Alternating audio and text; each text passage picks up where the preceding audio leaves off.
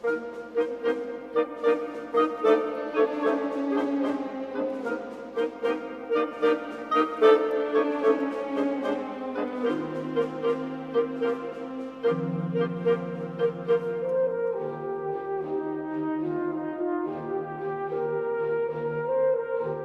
pagi Bapak, Ibu, dan saudara-saudari yang dikasihi Tuhan. Kita bertemu lagi dalam Saran Pagi GKI Salatiga hari ini Selasa 12 September 2023 dengan tema Berani Tampil Beda. Bersama saya, Apriani Dorcas Rambu Atahau. Sebelum kita merenungkan firman Tuhan, mari kita berdoa. Bapa kami di dalam surga, kami mengucap syukur atas pagi ini ketika Tuhan memperkenankan kami membaca dan merenungkan firman-Mu. Kami mohon pertolongan Roh Kudus agar kami mampu memahami dan melakukan firman Tuhan dalam kehidupan kami. Dalam nama Tuhan Yesus kami berdoa. Amin. Bapak, Ibu, saudara-saudari yang dikasihi Tuhan, firman Tuhan yang akan kita renungkan bersama pagi ini didasarkan pada Nats Galatia 5 ayat 24. Barang siapa menjadi milik Kristus Yesus, ia telah menyalibkan daging dengan segala hawa nafsu dan keinginannya. Ada yang menarik dalam ibadah pukul 9.30 di GKI Salatiga pada hari Minggu 10 September 2023. Anak-anak SD Kristen 4 mempersembahkan lagu pujiannya yang berjudul Berani Tampil Beda. Bukan hanya merdunya suara dan kompaknya gaya anak-anak yang menghibur hati, lirik lagu itu juga syarat makna. Berani tampil beda, karena Yesus yang menjadi pusat hidup. Judul lagu itu menginspirasi saya untuk menjadikannya tema renungan pagi ini. Selain itu, beberapa bagian dari Saran Pagi ini saya dasarkan dari khotbah di Westminster Presbyterian Church Jemaat Indonesia di Perth tanggal 30 Juli 2023 yang dibawakan oleh Pendeta Michael Christian. Bapak Ibu yang dikasihi Tuhan, Nats Saran Pagi ini merupakan bagian dari Galatia 5 ayat 16-26 yang berjudul Hidup Menurut Daging atau Roh. Ayat 16-18 berisi himbauan untuk hidup dengan dipimpin roh, karena kehidupan yang dipimpin roh tidak akan membawa kepada perbuatan daging. Selanjutnya ayat 19-21 menjelaskan kematian rohani akibat perbuatan daging. Tercatat ada 15 kata yang mendeskripsikan perbuatan daging sekaligus menunjukkan terjadinya kematian rohani. Sebaliknya ayat 22-23 menyebutkan buah roh yang sangat kontras dengan perbuatan daging. 9 buah roh, kasih, sukacita, damai sejahtera, kesabaran, kemurahan, kebaikan, kesetiaan, kelemah lembutan, dan penguasaan diri. Itu semua karena pekerjaan roh yang satu menghasilkan 9 atribut sebagai buahnya. Ibarat batu berharga yang memiliki 9 sudut yang menjadi keindahan kilauannya. Persoalannya, meskipun secara kognitif atau pemikiran kita paham benar akan pentingnya hidup yang dipimpin oleh roh, namun acap kali kita jatuh dalam perbuatan daging.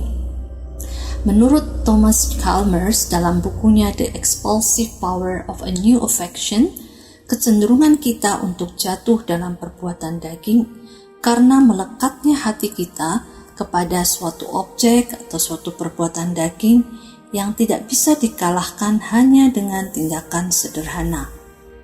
Hal itu hanya bisa dilakukan dengan melekatkan hati kita kepada sesuatu yang lebih kuat dan berkuasa. Real change is only ever hard change. Berarti perlu ada kelekatan hati pada sesuatu yang lebih menarik dan lebih indah daripada perbuatan daging. Selama belum mengecap indahnya hidup bersama Kristus yang dipimpin oleh Roh Kudus, maka masih ada kecenderungan kita kembali pada cara hidup yang lama. Satu-satunya cara untuk melepaskan hati kita dari ikatan lama adalah dengan menggantinya dengan ikatan baru, berupa kelekatan hati pada Kristus.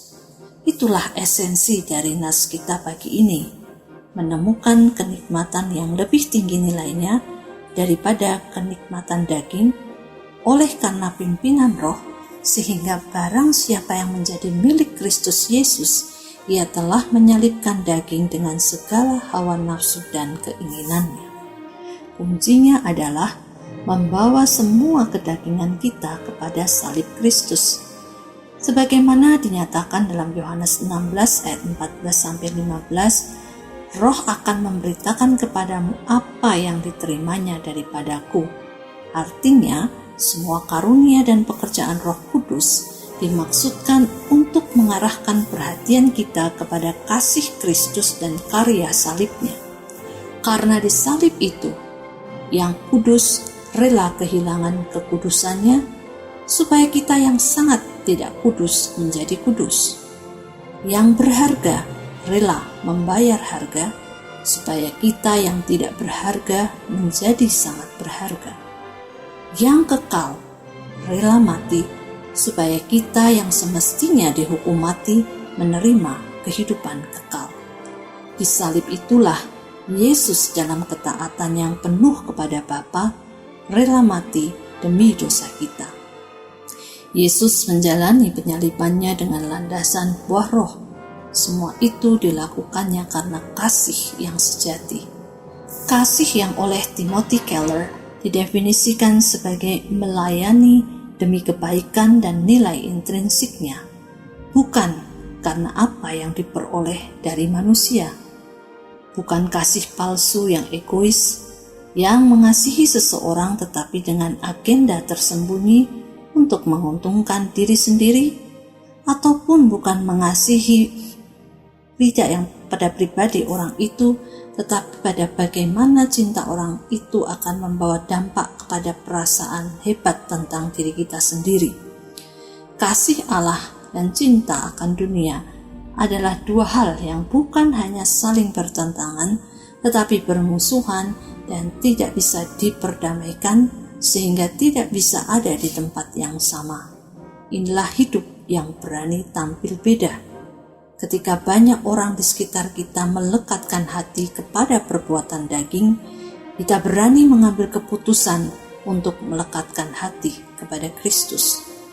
Akhirnya, mari kita bersama merenungkan kembali pertanyaan berikut. Dalam pergumulan kita di dunia ini, siapakah yang kita pandang?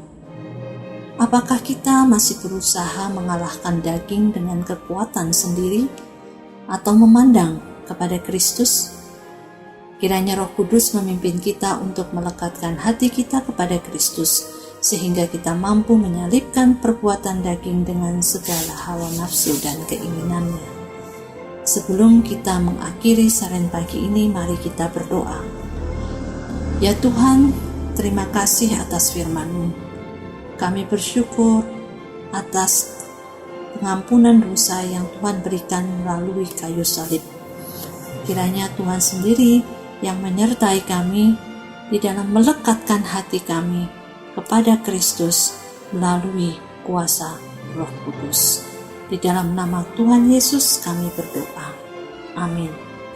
Bapak, Ibu, dan saudara-saudari sekalian, selamat beraktivitas, tetap menjaga kesehatan dan menjalani hidup menurut Roh yang melekatkan hati kita pada Kristus yang penuh kasih.